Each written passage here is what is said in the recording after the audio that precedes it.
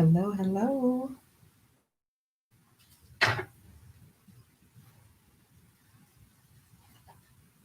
Give you guys a little time to chime in.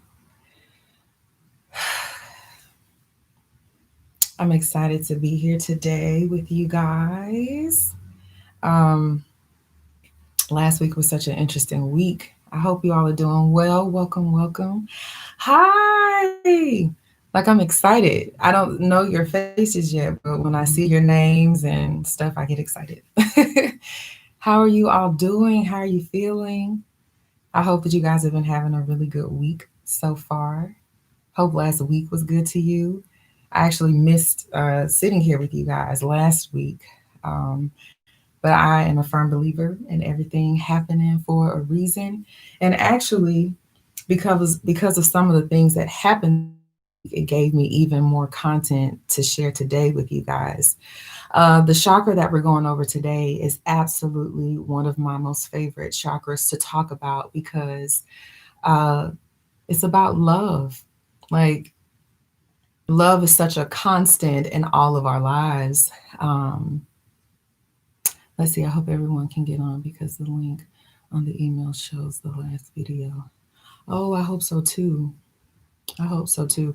Well, you know what? Even if people aren't able to hop in, which I hope they are, replays will be available. But I hope everybody can hop on too because this is a good one. Um, how are you?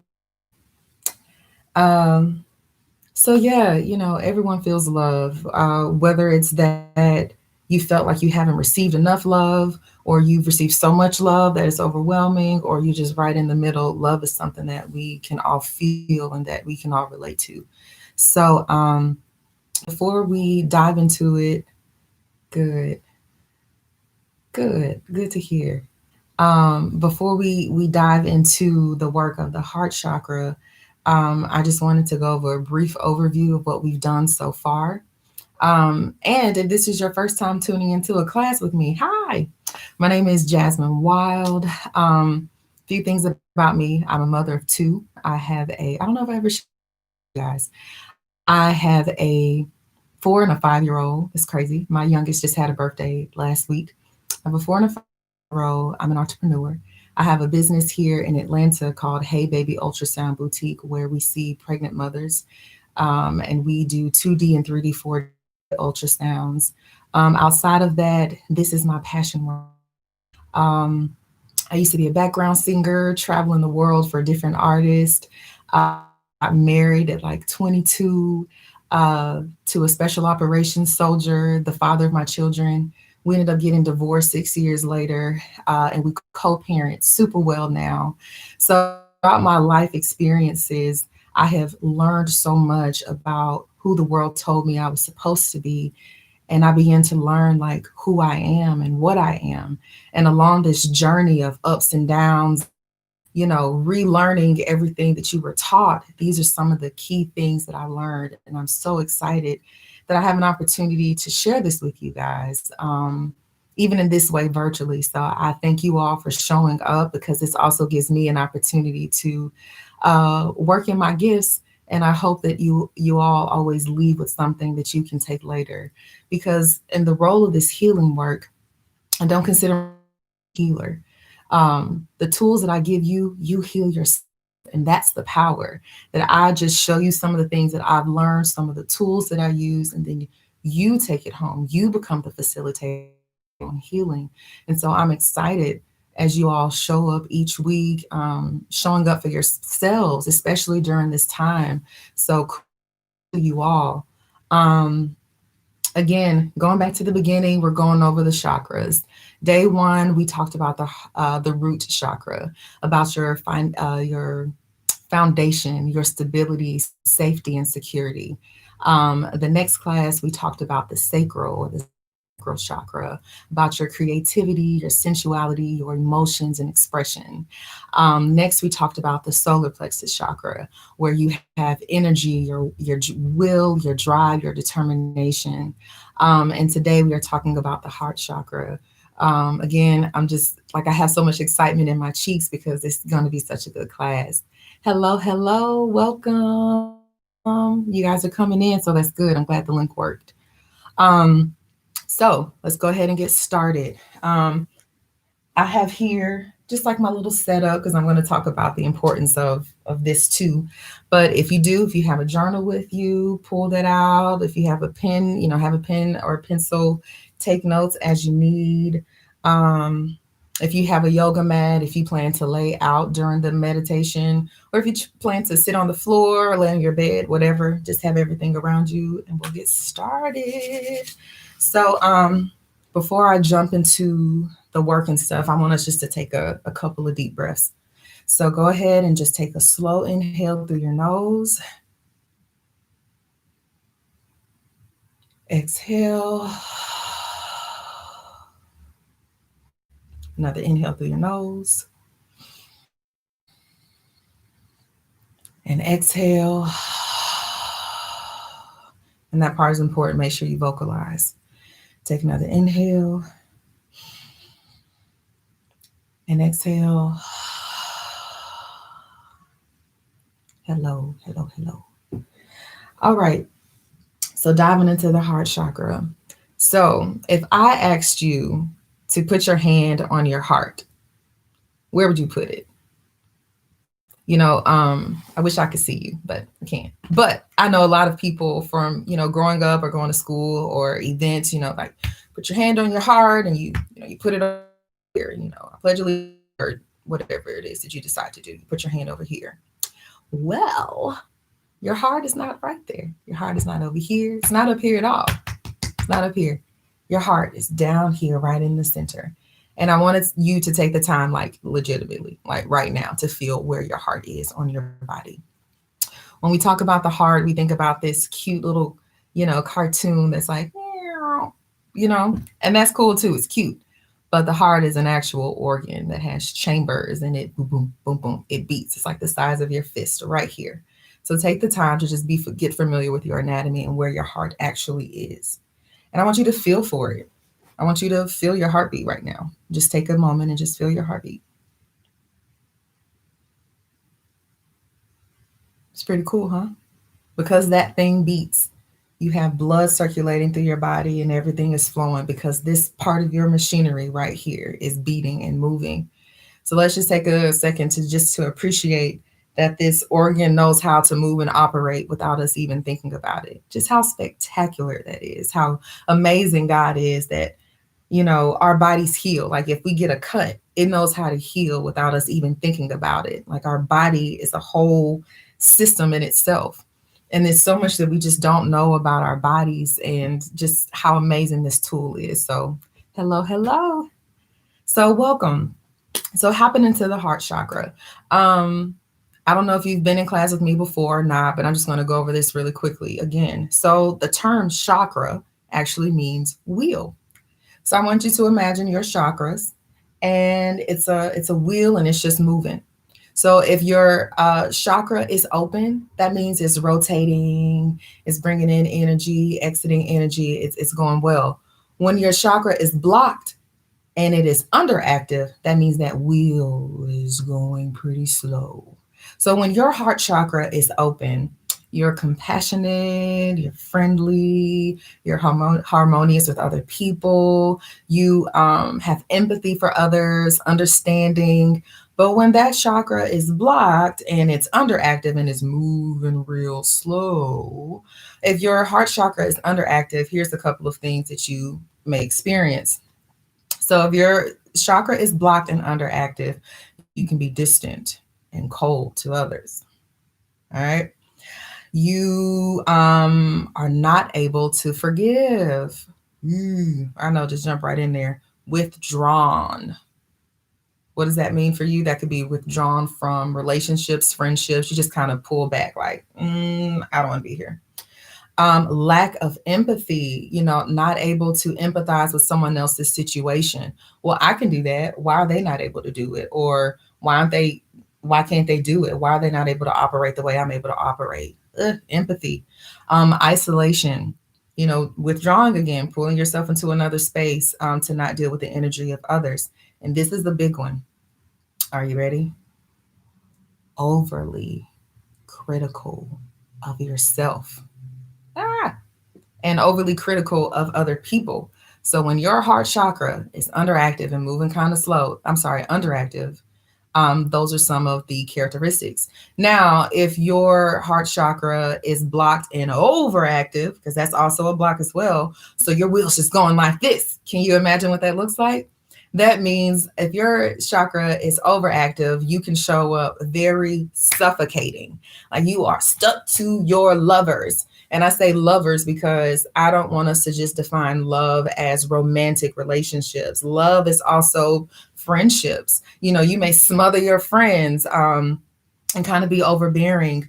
When your root chakra is overactive, you can be codependent. Woo! I actually want you guys to write down that term because codependency is something that a lot of us experience. And if we don't know how to identify it or what it looks like, we can continue to do it. So, codependency, let's talk about that in a minute. You don't have boundaries. Ooh, that's the big one. That's even something I'm working in myself. Being able to say, hey, no. By the way, no is a whole sentence.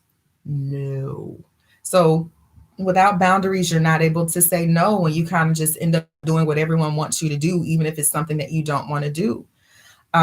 Saying yes all the time. Like, no was a whole sentence. Um, what was I saying? Oh, um, saying yes to things that even hurt you. So going along with a lover's idea or friends talking about this or going different places and you're like, oh, I don't want to be here. Oh, I don't want to be a part of this, but you don't know how to remove yourself from it. I really don't want to go that. I really don't want to help them with that. But you're like, oh, yeah, sure, because that's the good thing to do.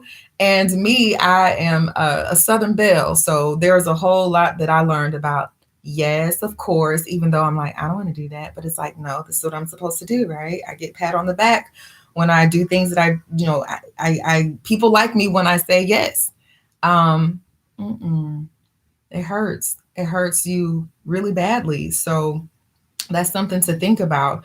And let's say you identify with a lot of these. That's fine. Make sure you just write down what you identify with so you'll know where to go once we go into meditation. And then after meditation into your normal lives, you're able to see as these things pop up. And as they pop up, you're like, oh, that's codependency. Oh, am I being withdrawn and isolated? Okay, what is this? You got to get into a place of asking yourself questions so you can understand your own thoughts, the spirit inside of you. So, and going back to the anatomy and understanding and feeling where your heart is, how often do you listen to your heartbeat? And I think this is important because as you learn to feel yourself from the inside out, you can better harness your peace in situations. So I want to give you an activity to do. So take your index finger and I want you to put them. Oh, I need a haircut, guys. I want you to put them right here on your temple. It'll be a raised vein right here on either side. And you just lightly put your hands there. And I want you to feel your pulse. That is your pulse. That is your heart beating. That is your blood flowing. How cool is that, right? This is your pulse.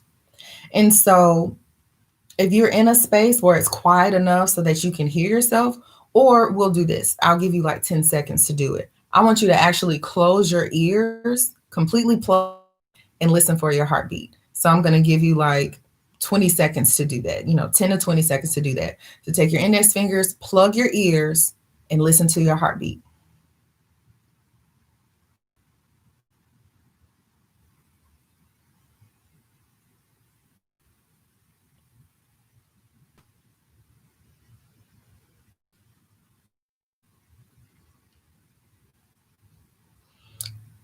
And if you're having a hard time hearing your heartbeat, maybe it's like too much going on and there's just so much sensory things going on, then don't worry about it. You can stick with putting your hand on your pulse.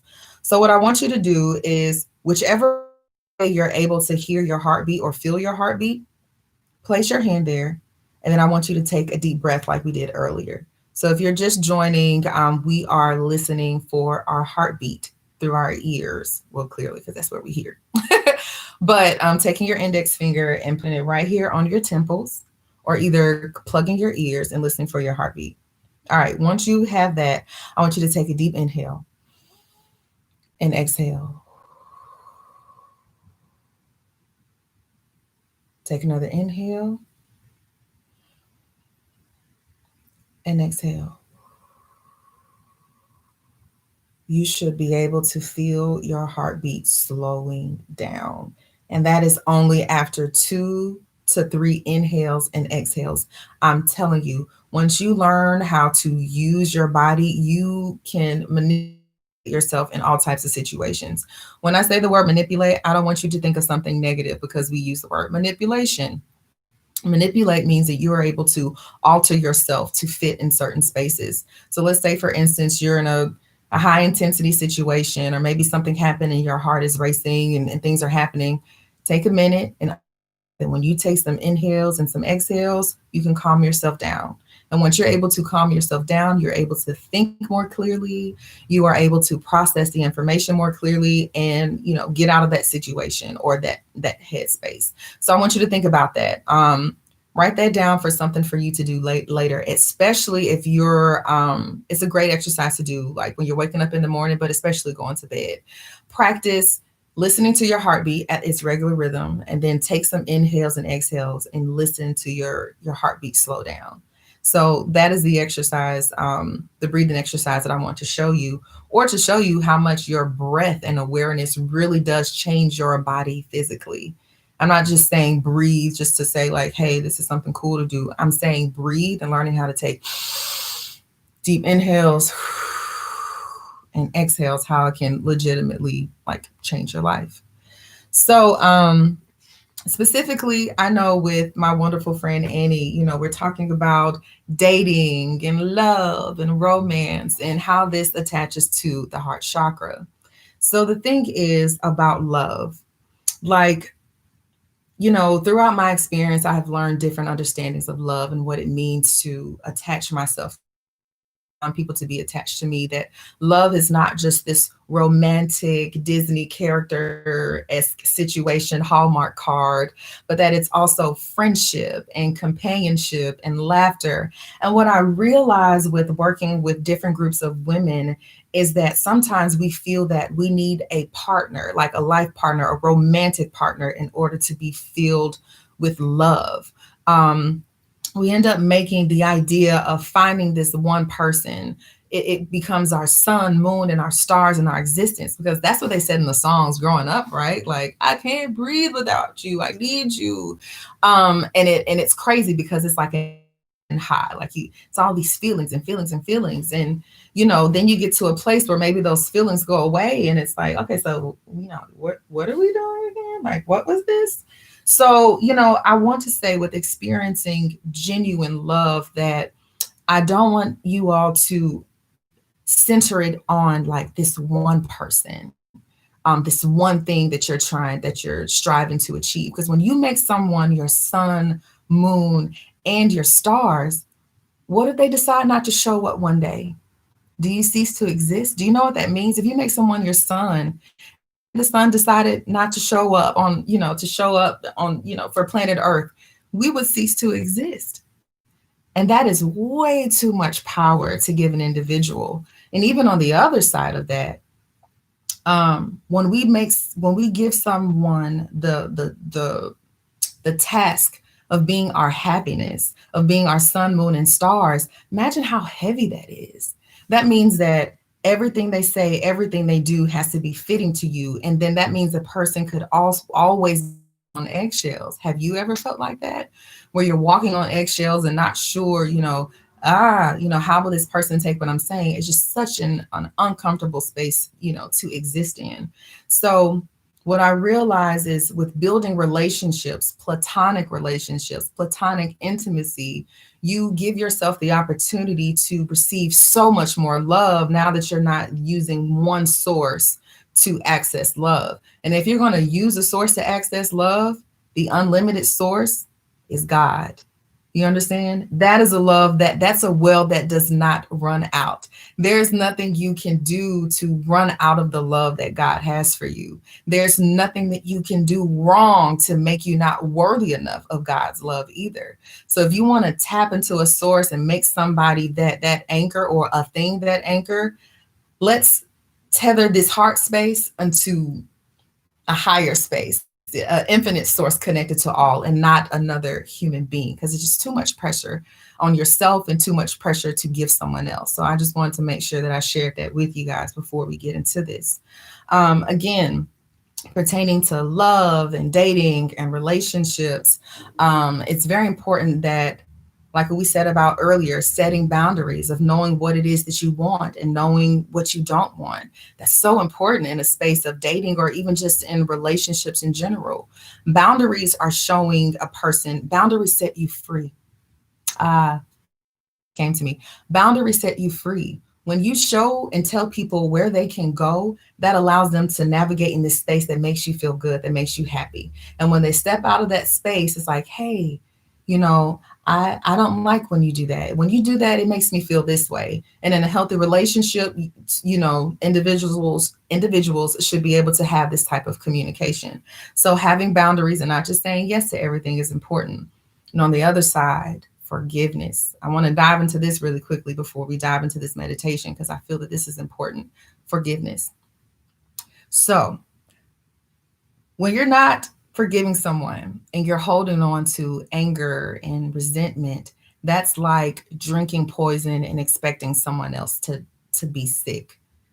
When you hold on to anger, resentment, unforgiveness, it affects you. So forgiving someone else is not about them being happy or comfortable. It's about you releasing that experience, letting go of that thing.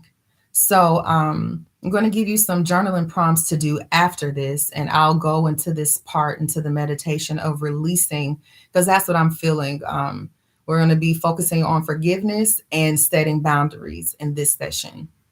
So we're going to be clearing out this heart space because for all of you, I want you to attract in more love, love that you're worthy of, love that you are deserving of. And again, not just romantic love. That's great. And I believe romantic love is beautiful and it's possible. But you want the type of romantic love that you desire. And that can only be formatted when you have the right words and when you know exactly what it is that you want. I have people say all the time, like, I want love, I want marriage, I want these things. Okay, so what does that look like? Just a good person. I need you to be more specific. Like for instance, I could say, God, I want some cookies. And then God sends me down some peanut butter cookies. And I'm like, God, I don't like peanut butter cookies. I want I wanted Oreos. But why did you say Oreos? You got to get specific when you're manifesting things that you desire. So let's go ahead and get started. Want you to find a comfortable position.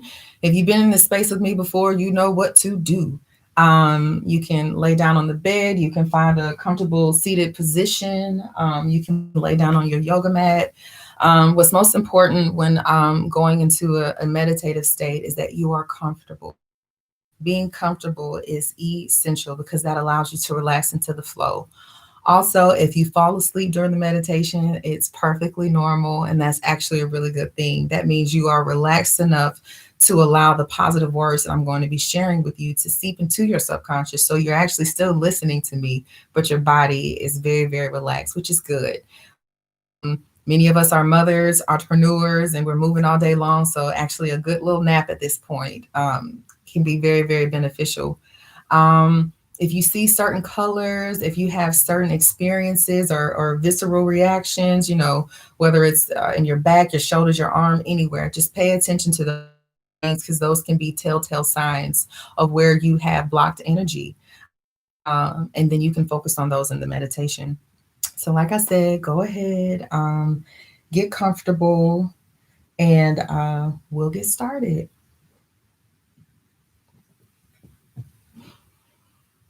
And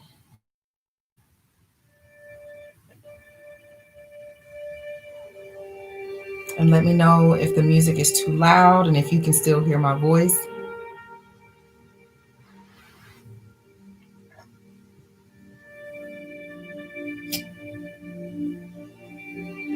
In this space, there's nothing that you need to do. You can't do anything wrong. There's no way to meditate or to relax incorrectly.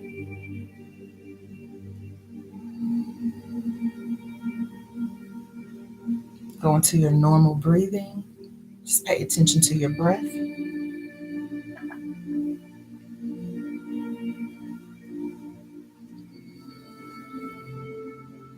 Close your eyes and just follow my.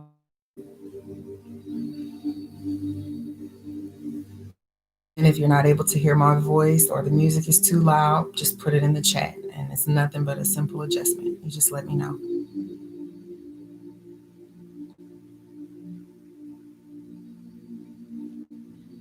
Take a deep inhale through your nose. And as you take this inhale, breathe in as much air as you possibly can, that it feels like your lungs are expanding, stretching a muscle. And once you're no longer able to fill your lungs with air, I want you to release.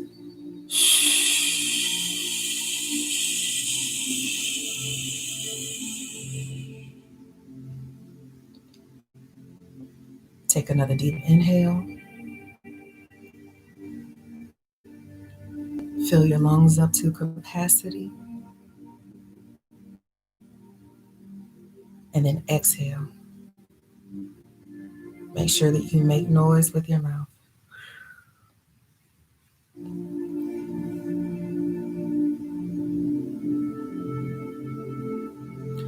On this next deep inhale, I want you to imagine a beautiful pink, soft pink light around your aura. And I want you to breathe in that beautiful, peaceful, blush pink air into your lungs. And as you breathe in this air, I want you to imagine it embodying your entire body, that you're soft and gentle like a rose petal.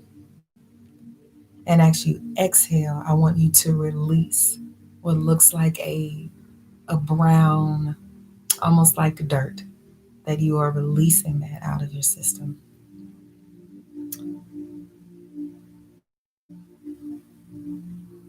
As you take your next inhale, I want you to breathe in that rose pink again. And I want you to imagine it and feel it all through your head, your ears, and your shoulders. See it embodying you. And then as you release and push out any of negativity or any of the toxicity that you feel towards love, I want you to release it out of your mouth.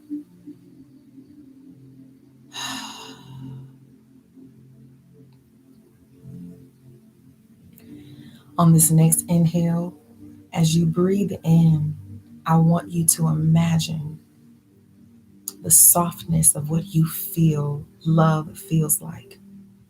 And not just romantic love. I want you to think of a warm, a safe, secure hug.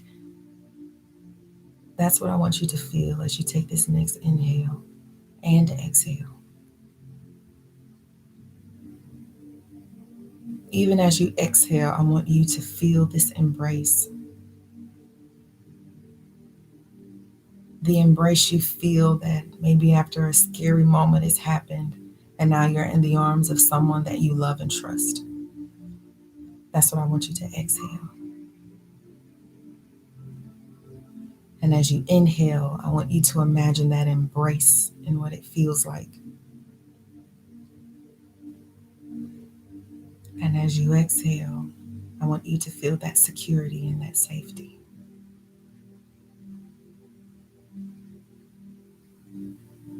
Take another inhale and take another exhale. I want you to create a space. And in this space, I want you to call this space your love space. I want you to imagine a dark room and there's a beautiful white seat in the middle. And I want you to see yourself sitting in this seat. And there's a spotlight over your head.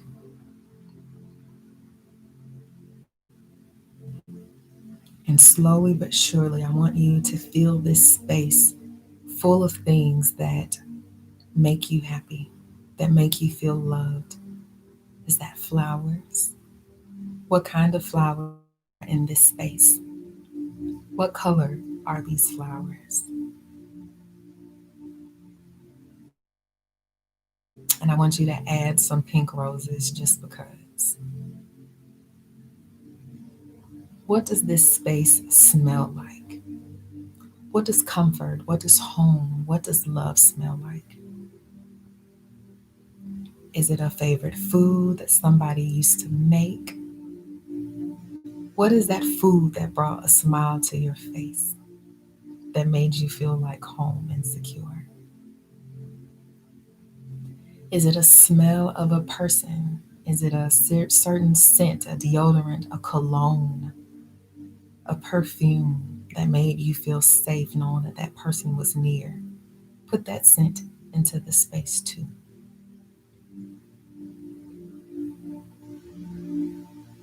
Is it a specific scenery that makes you feel loved and secure and safe? Is it being near the ocean? Then bring the ocean in that room. Bring your chair, that white chair, and sit it in the ocean as you float on top. Is that space a mountainous space that's quiet and secluded in some trees? Because this space in your mind is your space of where you feel safe and loved and treasured. And as you sit into this space, I just want you to take a really big inhale.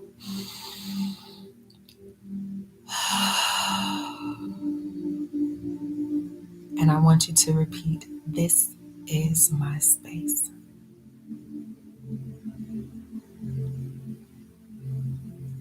This is my space.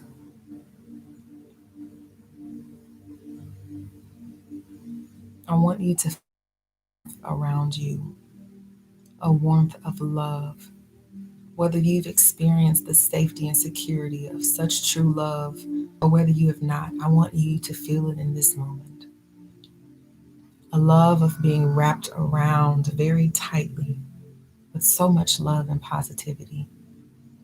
And in this moment, I just want you to listen to my words. But before I say these words, I want you to take your dominant hand and I want you to put it over your heart. Not the heart that you use with the Pledge of Allegiance. I mean your real heart, right in the center of your chest, low in the center of your chest. I want you to feel for your heartbeat. And then I want you to put your other hand on top of that space. And I need you to breathe life into this space while you are in your loving space. I want you to breathe the love that